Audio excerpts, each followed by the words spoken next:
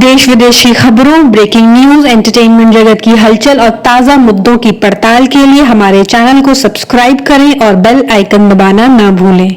1992 में अयोध्या में बाबरी ढांचा ढहाने के केस के सभी आरोपियों को आज लखनऊ की स्पेशल कोर्ट ने बरी कर दिया है। कोर्ट ने अपने फैसले में कहा कि यह घटना पूर्व नियोजित नहीं थी, इसलिए किसी को भी दोषी नहीं ठहराया जा सकता। बता दें कि स्पेशल सीबीआई कोर्ट के जज एसके यादव ने 16 सितंबर को सभी 32 जीवित आरोपियों को फैसले के लिए अदालत में मौजूद रहने का आदेश दिया था। वहीं आज सभी 32 आरोपियों की मौजूदगी में उन्हें बरी कर दिया गया है। मालूम हो कि ये मामला पूरे 28 साल तक कोर्ट में चलता रहा, जिसमें पूर्व उप प्रधानमंत्री लाल कृष्ण आडवाणी, पूर्व केंद्रीय मंत्री मुरली मनोहर जोशी और उमा भारती, यूपी के पूर्व चीफ मिनिस्टर कल्याण सिंह, पूर्व सांसद विनय कटियार और साध्वी रितंभरा मुख्य आरोपियों में शामिल थे।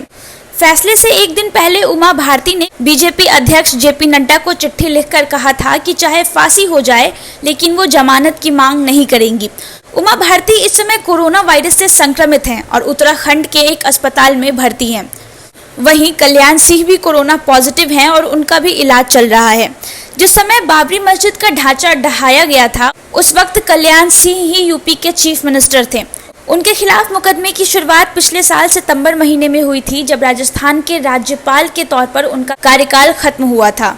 भारत के अपने पड़ोसी देशों से बिगड़ते रिश्ते, बढ़ती चुनौतियों से निपटने और अपनी सैन्य शक्ति को मजबूत करने के लिए केंद्र की मोदी सरकार ने बड़ा कदम उठाया है। रक्षा मंत्री राजनाथ सिंह ने नई रक्षा खरीद प्रक्रिया को जारी किया है। इसमें 3 सेनाओं को उनकी अभियान संबंधी जरूरतों के अनुसार हेलीकॉप्टर, सिमुलेटर और परिवहन विमानों जैसे सैन्य उपकरणों और प्लेटफॉर्म को लीज यानी किराए पर लेने की अनुमति प्रदान की गई है। नई रक्षा खरीद प्रक्रिया डीएपी के तहत भारत को सैन्य प्लेटफॉर्म का वैश्विक विनिर्माण केंद्र बनाने, रक्षा उपकरणों की खरीद में लगने वाले समय को कम करने और तीनों सेनाओं द्वारा एक सरल प्रणाली के तहत पूंजीगत बजट के माध्यम से आवश्यक वस्तुओं की खरीद की अनुमति देने जैसी विशेषताओं पर जोर देने की बात कही गई है। नई नीति के तहत सरकार द्वारा ऑफसेट दिशा निर्देश को भी बदला गया है और भारत में उत्पादन करने वाली बड़ी रक्षा कंपनियों को प्राथमिकता दी गई है। बता दें कि ऑफसेट नीति में हुए बदलाव के तहत अब विदेशी रक्षा उत्पादन इकाइयों को 300 करोड़ रुपए से अधिक की सभी कॉन्ट्रैक्ट के लिए भारत में ही कुल कॉन्ट्रैक्ट के मूल्य का कम से कम 30% खर्च करना होगा। उन्हें ऐसा कल पुर्जों की खरीद, प्रौद्योगिकियों के हस्तांतरण और अनुसंधान विकास इकाइयों की स्थापना करके करना होगा। इस नीति का मकसद देश के रक्षा उपकरणों के निर्माण को बढ़ावा देना और विदेशी निवेश हासिल करना है। लखनऊ की विशेष सीबीआई अदालत ने आज एक ऐतिहासिक फैसला सुनाया है।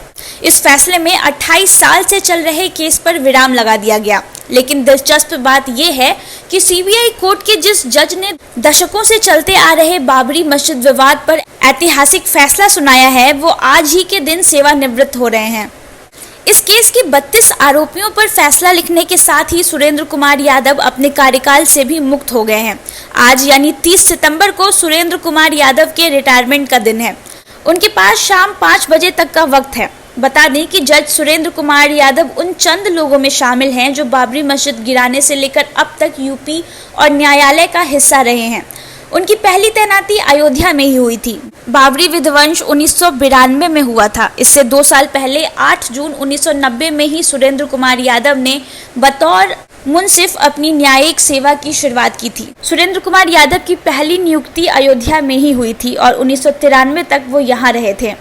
जब कार सेवकों और बीजेपी के बड़े नेताओं की मौजूदगी में बाबरी मस्जिद का ढांचा गिराया जा रहा था, उस वक्त सुरेंद्र कुमार यादव की पोस्टिंग भी अयोध्या में ही थी और आज वो मौका आया है जब उन्होंने इस बड़े कदम पर बतौर सीबीआई विशेष कोर्ट जज फैसला सुनाया। उत्तर प्रदेश के हाथरस में कथित गैंगरेप का शिकार हुई 20 वर्षीय दलित युवती का 28 सितंबर की रात दिल्ली के सफदरजंग अस्पताल में इलाज के दौरान मौत हो गया। हाथरस की बच्ची के साथ गैंगरेप किया गया था। गैंगरेप के बाद आरोपियों ने उसकी जीभ काट दी थी। इतना ही नहीं, उसकी रीढ़ की हड्डी तोड़ दी गई थी। घटना के 9 दिनों के बाद बच्ची जब होश में आई तब उसने अपने साथ हुए वारदात को इशारों में बयान किया था। वहीं पीड़िता ने 15 दिन बाद इलाज के दौरान दम तोड़ दिया। पीड़िता की मौत के बाद से जनता का गुस्सा प्रशासन के खिलाफ फूट पड़ा है। सोशल मीडिया पर कई बॉलीवुड सेलेब से लेकर विपक्षी पार्टियों ने योगी सरकार के खिलाफ इंसाफ दिलाने की मांग की है।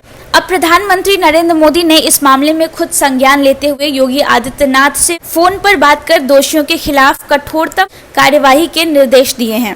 प्रधानमंत्री की पहल की जानकारी खुद सीएम योगी आदित्यनाथ ने ही दी। उन्होंने ट्वीट कर कहा, आदरणीय प्रधानमंत्री नरेंद्र मोदी जी ने हाथरस की घटना पर वार्ता की है और कहा है कि दोषियों के विरुद्ध कठोरतम कार्रवाई की जाए। वहीं दलित विरोधी सुरक्षा में कमी जैसे तमाम आरोपों के बाद दबाव में आए योगी सरकार ने मामले की जांच के लिए एसआईटी गठित कर दी है। सुप्रीम कोर्ट ने यूपीएससी सिविल सर्विसेज परीक्षा को स्थगित करने की मांग करने वाली याचिका को खारिज कर दिया है। कोर्ट ने यूपीएससी की उन दलीलों को स्वीकार किया कि अब परीक्षा टालने का असर अगले साल की परीक्षा पर भी पड़ेगा।